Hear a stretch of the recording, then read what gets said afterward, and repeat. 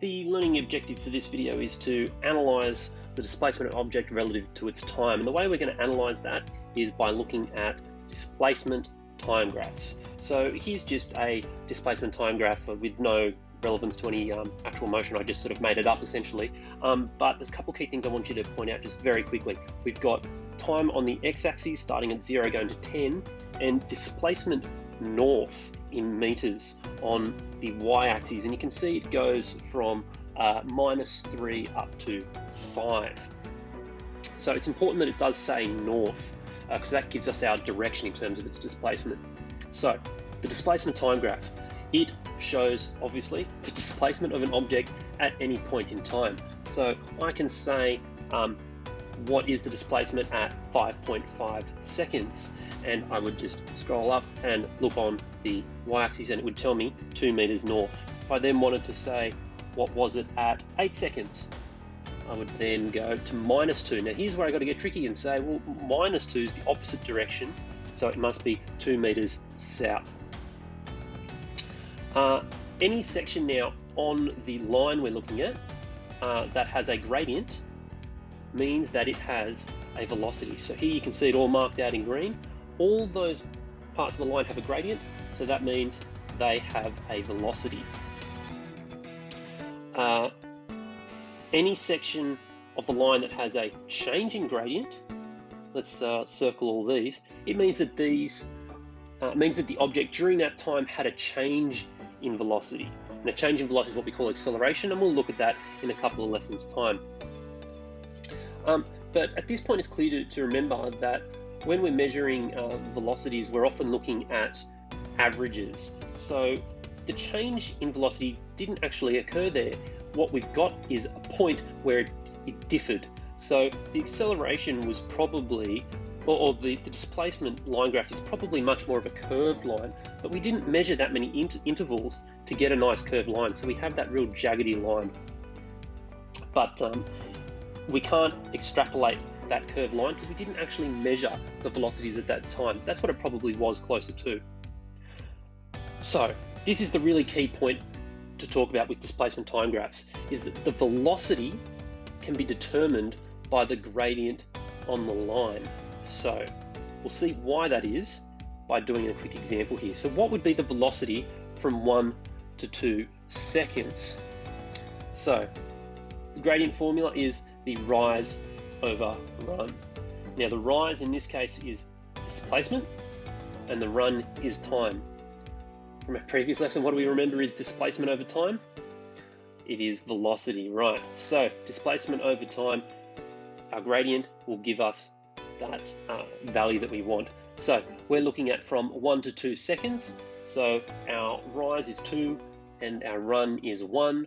So our gradient is 2 over 1, which gives us 2. So therefore we can say our velocity is 2 meters per second in the north direction. Let's do another example. From 5 to 7 seconds, our gradient is our rise over run, which is -4 over 2. It's interesting, notice how it's got a -4 on it.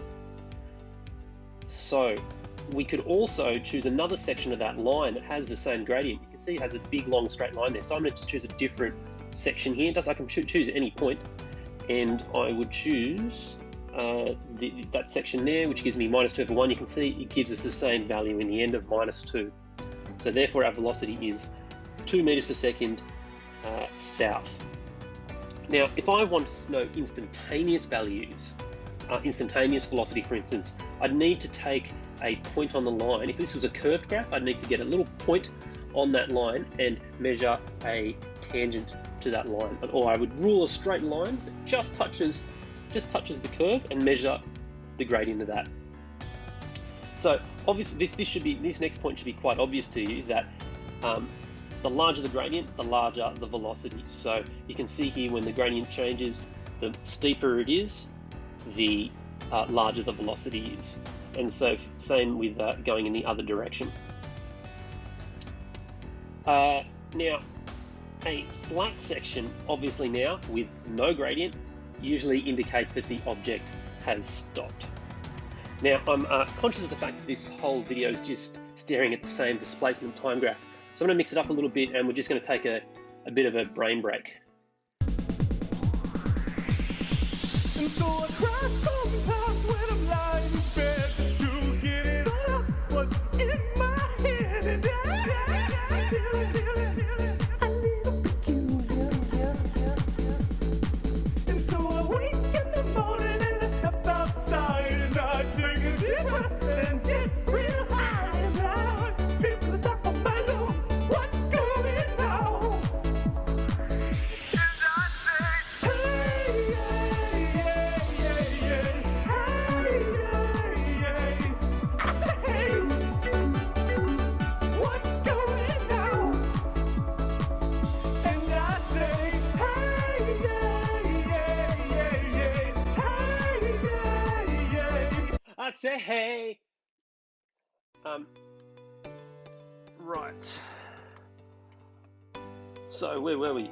A positive slope indicates motion in one direction, and a negative slope indicates motion in the other direction. So here we can see these positive slopes, they're obviously heading in the north direction. And this section that is going downhill, going with a downward slope, is headed south. You can see at the point that it crosses the zero displacement mark, it has gone through the origin and kept going. Our final point that we want to make here is a negative displacement means the object has travelled in the opposite direction from the point of origin. So all that area there is north of the origin. It's still travelling in both directions, but it's still north of the origin. Below the line is south of the origin. You've got a couple of questions now in the form of a quiz to reiterate these ideas of analysing displacement time graphs. So please work through those, and if you have any questions, please ask your teachers.